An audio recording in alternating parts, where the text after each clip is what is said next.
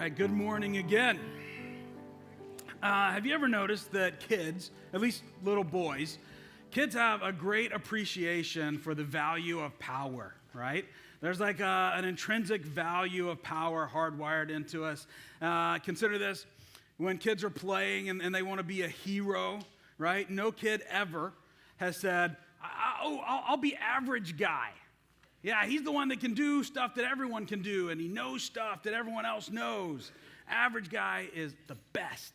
No, they want to be like Superman or Spider-Man, Wonder Woman, because they have powers, right? Even Batman, who didn't have superpowers per se, he was far above average, smarter, tougher, richer than everybody, right? There was something about that we're drawn to. We eventually grow out of the superhero phase, at least mostly, right? And as adults, we realize that power really comes more in the realm of influence and resources. That if you know the right people or if you have the right resources, you can do what you want to do, you can get what you want to get. Also, along the way, we learn that power is a corrupting element, that it corrupts most people. Unlike our unwavering superhero heroes that can withstand that, most of us are corrupted by power, and it brings out the lesser qualities of greed and selfishness and pride. Some people manage it better than others, but for the most part, power corrupts us. But what if we had access to a power that was so pure, so potent, that it simultaneously empowered us to do great things while purifying us from all of those lesser tendencies, sinful tendencies? Pursuing a power like that would be worth it. It would be noble. We should pursue that. And that is just what we see here as we look at the next scene in the life of Moses, recorded for us in the book of Exodus. We're going to be in chapter 4, verses 1 through 17. And as we observe God's further interactions and conversation with Moses in Exodus 4, we see that the God who has chosen and prepared and called us will also empower us. He had chosen and prepared and called Moses, and he is going to empower Moses, and all of that is true in our lives as well. That we are not in this life that God has called us to live on our own. We're not going to fly or run super fast. I've tried, hasn't worked. But God will fill us with his power to transform us to be who he wants us to be, and then to accomplish the things that he has planned for us to do, the good works that he has prepared for us. I read somewhere that the dinner they served to the first class passengers on the Titanic, it happened to be the night it sank, I think it's unrelated, but the dinner they served was a 10-course meal, right? 10 courses. I don't even know, I've never had a dinner like that. I don't know what comprises 10 courses in a meal, right? But I'm betting this, that by the time they got to course 10, which I'm assuming is some kind of dessert, right? The taste and the texture, the enjoyment of the first course is diminished. It's lost a little bit. Right? And I'm feeling a little bit like we're into week 5 of this series. We're just at the beginning of Exodus. And I'm already feeling like, boy, I don't want to forget what we've already talked about, what we've already seen from God and learned from God. So I want us to pause a moment here this morning. And I want us to look backwards very briefly before we move forward. And this is on your sermon notes. It's kind of charted out there for you. But in part 1 of this series, we saw that the Hebrews were made slaves to the Egyptians, and they were experiencing increasing oppression and hardship there. And through that, we learned that the Hebrews were called to live faithfully to God in the midst of that. Likewise, we are called to live faithfully to him, even in those times of hardship and oppression and suffering that we will experience. In part 2, we saw that God had responded to their prayers, and he had provided a leader. A boy named Moses was born. And we saw that God had chosen Moses for a very specific, big purpose and plan in his life. And he was preparing him, even at birth and before, to fulfill that purpose. Then in those early years and into his adulthood, God was preparing Moses as he lived with his birth family and then was taken into Pharaoh's household. In part 3, and then likewise, God has chosen and has prepared us for things in this world as well, that he has planned good things for us to do, good works for us to be a part of, and he's chosen us for that. In part 3, Moses likely felt like his world was imploding as he killed an Egyptian, had to flee from Egypt and leave behind everything he knew, landed in the wilderness of Midian, where he joined a family and made a new life there. And through Moses, we saw that we can trust God to direct our lives. That when we cannot connect the dots, we can trust that God is connecting the dots in our lives. And he will leverage all of the things that happen to us for his good, his purposes, and for our good as well. That we can trust our God with that. And then in part 4, last week, we saw God calling to Moses out of the burning bush. And he's giving Moses his marching orders, his calling, go lead my people out of slavery. And in this calling, in this conversation that they're having, God reveals aspects of who he is, attributes of who he is. We talked about that whiteboard that gets filled up in our mind with false attributes of God and how he is and how he acts. And we need to erase all of that and only have in our minds what God says about himself in Scripture. And we looked at those attributes, that he is personal and knowable, he is faithful, he is holy. And he's revealing these attributes to us. So with this backdrop, our faithfulness to God, being chosen and prepared and called by him, trusting God to direct our lives and leverage the things that happen, knowing who he is. With that backdrop, today we add the layer, the element of his empowering presence in our lives. That he will empower us to be who he wants us to be and to do the things that he has planned for us to do. Here in Exodus chapter 4, we find Moses and God continuing the conversation that began in chapter 3. The bush is still burning, and they're still talking. Now, God has given clear directions to Moses. Go, tell Pharaoh to let my people go. Lead them out of slavery. But they're talking here because Moses has concerns. He has some worries. In chapter 3, he was mostly worried about identity. Who am I that I should go, right? Who am I? I'm nobody. And then if I go, who do I tell him sent me? What's your name? Right? God answers these questions, and in doing so reveals his attributes, the greatness of who he is. They're still talking here in chapter 4 because Moses still has concerns. He still has worries. And to be honest, I kind of get why he is concerned at this point. See, Moses has heard everything God says about himself. He's heard God's directions, and he's heard about the attributes of God, of how great he is.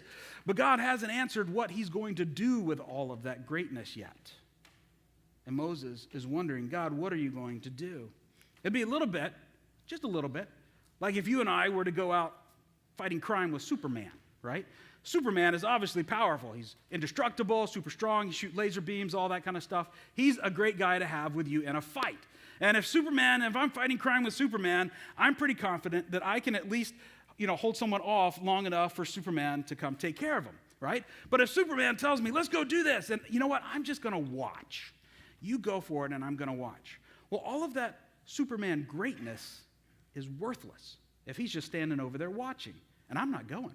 I'd be like, no, thank you. I'm not going. This is a little bit what Moses is wondering right here. God, I hear all of your greatness. I hear all the attributes. What are you going to do with all of that greatness? And God's response to Moses should fill us with hope and wonder. Because God responds and he says, I will not be a spectator in your life and in your calling. I will empower you with all of my greatness. God's empowering presence and work in us is the game changer in our lives.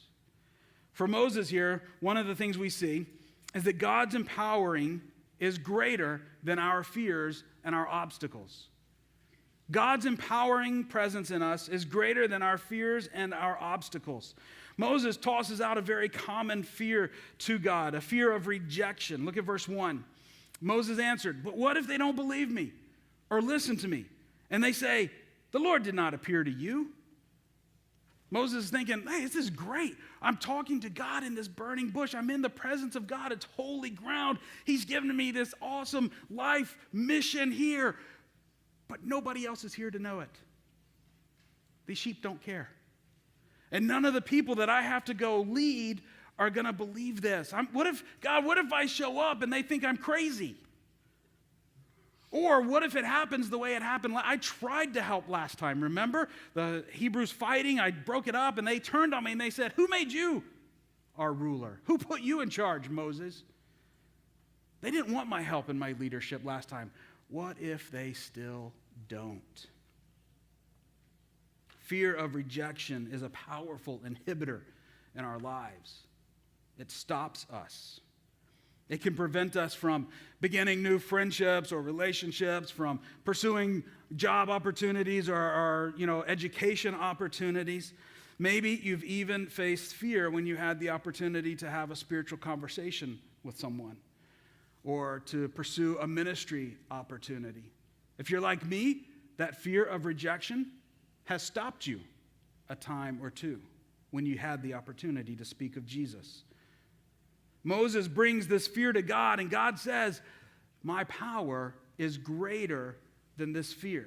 And God gives Moses 3 ways that he can demonstrate to the other Hebrews, that he had been sent by God, right? And he gives them these 3 signs, and we're going to look at those in a moment.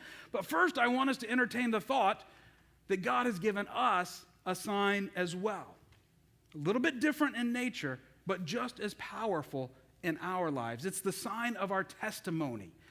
Our testimony is the record of God's work in our lives, his prior work and his faithfulness and his power in our lives. We just heard testimonies this morning of God's power to change and transform us. And this testimony can knock down the fear of rejection in our lives because it tells us that no matter what else, God has accepted us. That God has made us one of his own. That despite all of our flaws, despite all of our hang-ups and our brokenness, God has accepted us and he is transforming us. It is a powerful sign in our lives. And it tells us that it doesn't matter if they reject you because God has accepted you. In fact, Jesus said, listen, if they do reject what you say and do in my name, understand that they're not really rejecting you. They're rejecting me, Jesus. And so our testimony knocks down that fear of rejection when we realize that God has already accepted us and he is at work in us. But Moses was also afraid of falling short. Look at verse 10. Pardon your servant, Lord, he said. I have never been eloquent, neither in the past nor since you have spoken to your servant. I am slow of speech and tongue. God gives him the signs to overcome his fear of rejection. And now Moses is saying, listen, okay, even if they believe me, I don't know that I can pull this off. I don't know that I can do this. You want me to talk to the elders, that's one thing. You want me to talk to Pharaoh. This is a lot of big time public speaking, and I don't talk so good, God. Have you noticed? It's this fear of falling short. Some have wondered if Moses had a speech impediment. Or maybe he didn't think very quick on his feet and he was scared of getting cornered, in a debate or whatnot. Whatever the case, Moses is feeling this acute inadequacy for what God has called him to step into and the calling to pursue. And just like he did in chapter 3, God says, I will be with you. I am sufficient. Look at verse 11 and 12. The Lord said to him, who gave human beings their mouths? Who makes them deaf or mute? Who gives them sight or makes them blind? Is it not I, the Lord? Now go. I will help you speak. I will teach you what to say. Did you notice that God did not reassure Moses about Moses? He didn't say, listen, Moses, it's a long journey back to Egypt. You've got lots of time to practice your speech. You'll be okay. Just focus, get in the zone, put on your big boy pants and go out there and do it. God did not tell him any of that. What he told Moses is, I will be with you. I am sufficient because I know you're not. Moses is fearful because his equation is built on the faulty premise that Moses is the determining factor of whether this can happen or not. That Moses determines success. But God says, listen, how well you can talk or not is irrelevant. I gave you the mouth. I gave you the ability to even talk. you show up, I'll tell you what to say, I'll help you say it, you show up, we will do this together. Remember, God has never empowered us to go off on our own. He is only ever empowering us to go with him and to partner with him as he works. How many times have we been filled with fear because we have our equation wrong? That we think it really depends on us instead of God. And we face these opportunities and we have our equation wrong. Now, training and preparation, that matters. That is important, right? So if you're young in years or young in your faith or inexperienced in some way, it's good. It's a right thing to get training and experience, right? But never let us fall into the trap of thinking that we're good to go. That, I've been doing this for a little while. I'm good to go. I can do this. God, thanks for pointing me in the right direction. You take a break. I've got this covered. That's a recipe for disaster. Moses had 80 years of preparation, both in Pharaoh's house, in the wilderness. 80 years he was building up to this moment. But he was not good enough on his own. He was not ready to go on his own. So when we face those fears of failure, those fears of falling short, we have to make sure we have our equation right. We have to remember that, yes, I do have a little bit of training, but I'm still not enough. But I know that God's Spirit is with me, and God is empowering me. And that means we have more than enough. That God's empowering presence and work in us makes the equation right.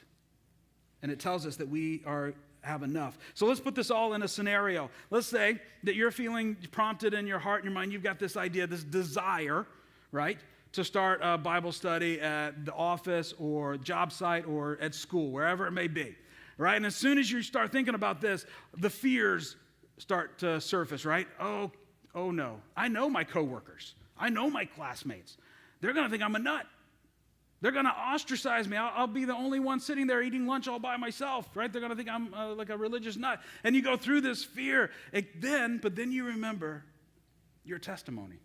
And your testimony tells you that God is at work in other people's lives because God has been at work in your life. And you're not the only one that God's working in. So the people around you, some of them, God is doing great work in their lives. And some of those folks are going to want to know more about God because you want to know more about God. And if they have the opportunity, they will seize that opportunity to learn more about Him. And so your testimony can knock down that fear of rejection because you know that God is at work in others. And some of them will want to know more about God. Some of them are going to reject you probably, right? But that's okay because they're really rejecting Jesus. So we can knock down the fear of rejection. But then there's the fear of failure, falling short. Like, okay, I'm going to do this, but if anyone shows up, this may not go so well, right? I don't know what to do with this. I don't know how to lead this. Who am I to be leading this? Except you've been in church for a little while. You've trusted, you've been following Jesus for a little while. You've even been a part of a small group. So you're not starting at ground zero. You have some training, some experience. And that's helpful. You've talked with other people, other Christians, and they've said, hey, this sounds like a really good idea. You should do this. And so you're getting that encouragement, that affirmation. And as you've been praying about it, God, and you're saying, God, am I really supposed to do this? I don't want to. Am I really supposed to? That certainty only grows. Yes, this is something God is calling you to do. Right? So you've done the due diligence. God, is this really your calling from me? The answer is yes. Then the time comes. It's time to get permission from the boss or from the principal to start this group. The fears in you say, don't do it, run for your life. But this empowering presence of God says, yes, let's do this. This is going to be good, and I will do this with you. Now, this is only a partially made up. This is actually a real scenario. A few months ago, our high school students went on their fall retreat. And in the days and weeks after that, several of the students said, you know what? We should start a Bible study at school. And they had to work through these same fears that their classmates would reject them, that the principals or teachers would say no, and fears that if anyone else showed up, that it was all going to crumble, right? I don't know how many people are coming to that Bible study today, and that's really not the point. The point is they worked through those fears, and through God's empowerment, they started the Bible study. They followed God's calling in that moment in their lives. And we celebrate that, and it's an encouragement to us, right? But what does this empowerment look like? What can we expect? Like, is God just going to take over our minds and our bodies, and then we'll kind of snap out of it and be like, whoa, what just happened? I don't know what God did. That's not what we see happening in Moses' life or anywhere else in the Bible, really, right? What we do see from Moses in his life is something I think much more exciting, much more inspiring to us. Because we see that God did not give Moses superpowers. God did not need superpowers to pursue God's calling. He just needed to show up with every ordinary thing that he had, and God would work with that, because God's empowering turns the ordinary into extraordinary. God's empowering makes the ordinary extraordinary. Let's see how he did this with Moses. Look at verse 2 through 5. Then the Lord said to him, "What is that in your hand?" "A staff," he replied. The Lord said, "Throw it on the ground." So Moses threw it on the ground, and it became a snake, and he ran from it.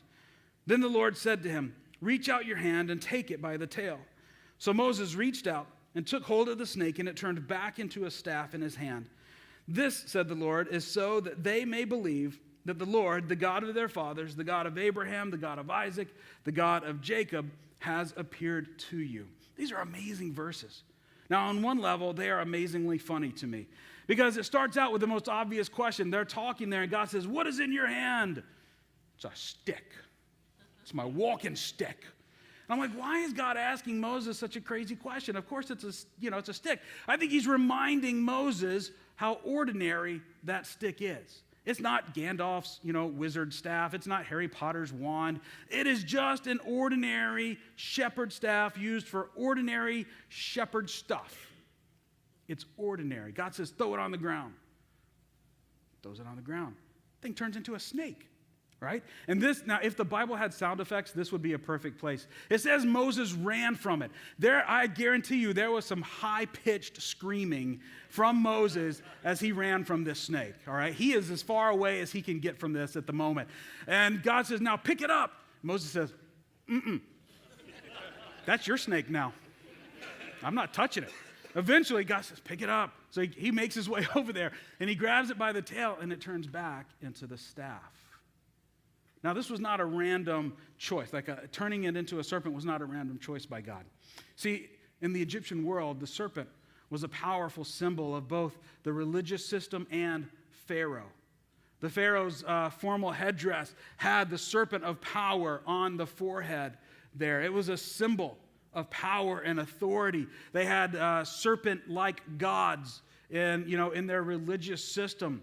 God is giving Moses here, through his ordinary staff, a way to demonstrate God's power over the Egyptian gods and over Pharaoh himself, so that the Hebrews would know God had sent him. But he goes on. Look at verse 6. Then the Lord said, "Put your hand inside your cloak."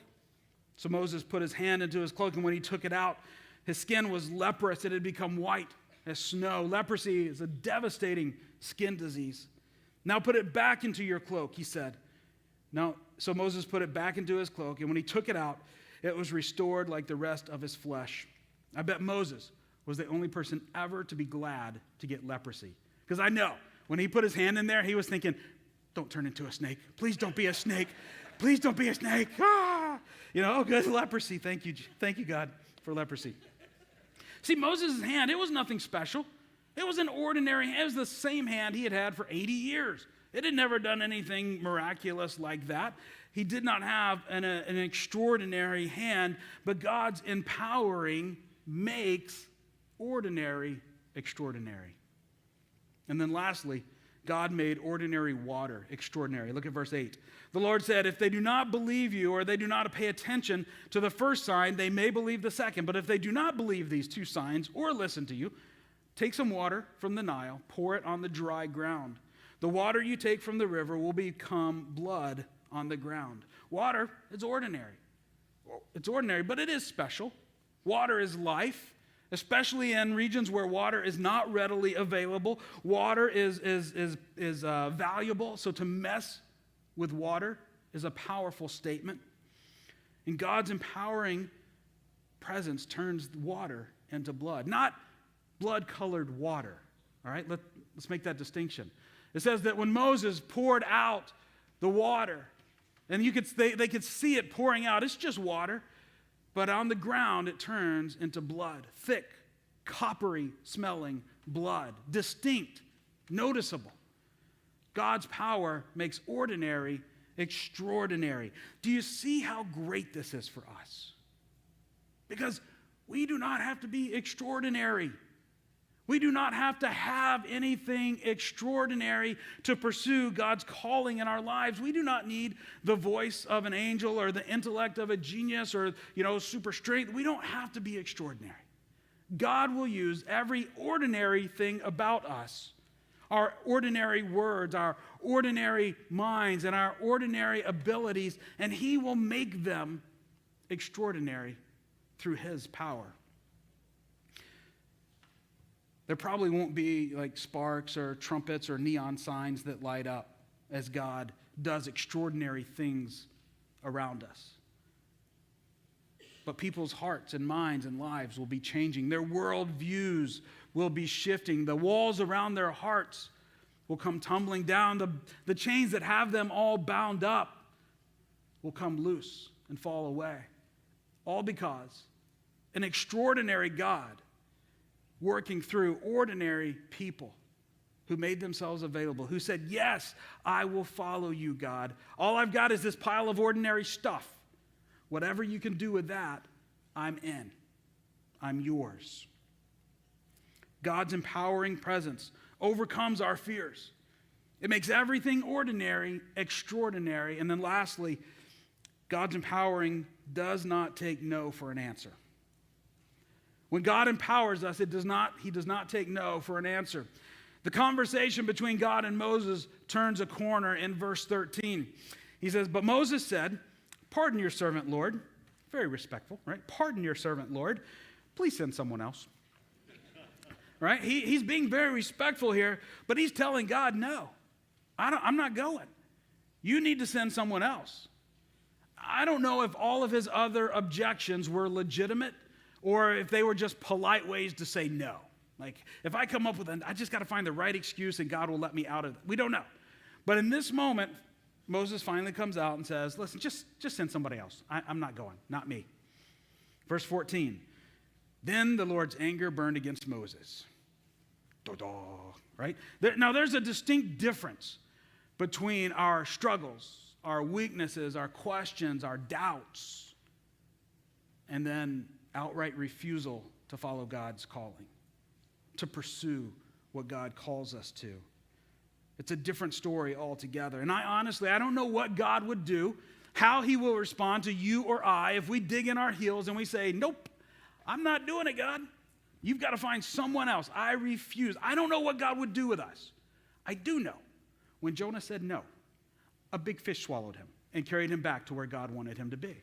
I do know that when the first generation of Christians were supposed to leave Jerusalem and they said, nope, we want to stay here, God brought persecution on them. Jesus had told them, you are to be my witnesses in Jerusalem, but also Judea, Samaria, and even the ends of the world. You are spread out. Go everywhere. And they said, we like Jerusalem. It's nice. We know people. We know our way around. We're going to stay here. Send someone else.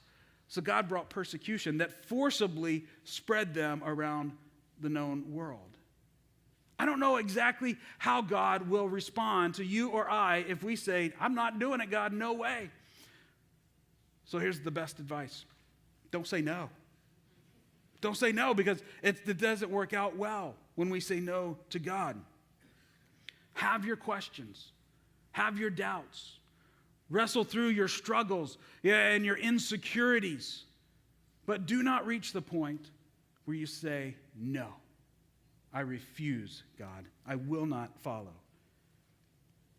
But even in this moment, even when Moses is pushing God past the point of anger, we still see His grace shining through. Look at the rest of verse 14. His anger is burning against Moses. And he said, what about your brother Aaron the Levite? I know he talks well, right? He is already on his way to meet you. He is already on his way to meet you. And he will be glad to see you. Get this. God knew how this was going to unfold with Moses. He knew that Moses was going to push him to the point of saying, no, I won't go. And he started Aaron on a path at some point in the past to reach Moses and to meet with him and to come alongside him. Even in that moment where Moses is saying, no, I'm not going to do it, God was providing a way for Moses to say yes. Even when we're pushing God past that point of anger, he is still graciously providing for us. I don't know about you, but all of this is just overwhelming to me. To think about the scope of God's work and presence and power in our lives, that he has chosen us first and foremost to be forgiven of our sins through our faith in Jesus Christ. But then he's also chosen and prepared and called us to be a part of his activity and work and presence in this world. It is overwhelming that he is preparing us as he transforms us inside out through our hearts and our minds, and he's transforming our external lives and how we view the world and how we act in this world. Knowing who he is and knowing that all of his greatness, all of his faithfulness, his holiness, his power will be in us, at work in us. This is the amazing life that God has called us to in Jesus Christ. And it is a grand adventure to discover his calling for our lives, whether it's the calling for right now or for the rest of our lives, to discover God's calling and his purpose, who he wants us to be, the things he wants us to do, is an incredible adventure. It may be something as big as leading the nation. You be the next president. It may be something as, quote, small as leading and growing a God-honoring family. Makes me think of Billy Graham. He had a world-sized calling, right? He traveled the entire world proclaiming the good news of Jesus. We have no idea how many people are in the family of God now because Billy Graham pursued his calling, right?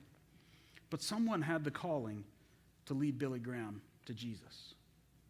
And someone had the calling to lead that person to Jesus. I wonder about, so that person that led Billy Graham to Jesus, I wonder if they had Christian parents. And their calling in life was to raise the one who would introduce Billy Graham to Jesus.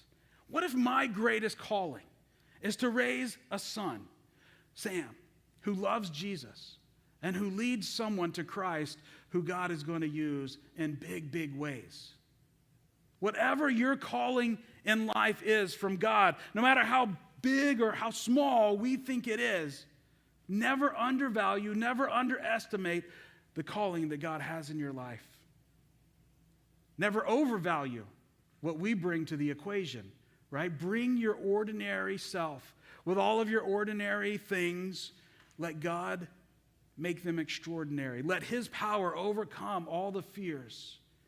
You simply say yes. Show up and let God do great things. Let's pray. Father, we bless your name. We praise you that you are a great God, that we don't have to be extraordinary and great people, but we can stand with a great God who has forgiven us and saved us and has called and prepared us to do things with you in this world. God, we get to be a part of great things because of your glory and your greatness. Father, help us to discover what your calling is for us and help us to live in that empowerment from you, so that we can be a part of what you're doing and you can do extraordinary things in us and around us because you are extraordinary. Help us to simply say yes and to show up. Amen. So as we conclude our service, we're going to do a few things. First,